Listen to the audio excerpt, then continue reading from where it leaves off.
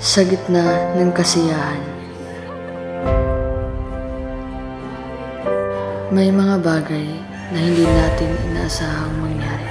We were just kids when we fell. Video nila nawala naman ka sa tuno. Yabagan ni Muoy, day no. Oo, Jod, yabag kaayo. Wala magbuot, mga judgmental team, bro. Mga singit. Dah. Mga bagay na sisira sa relasyon ng bawat isa.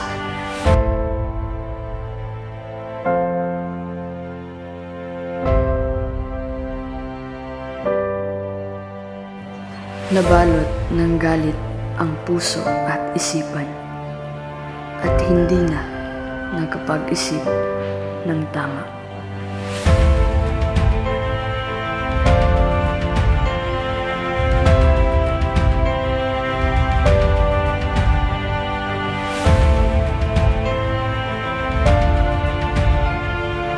Galit ang resulta ng maling desisyon.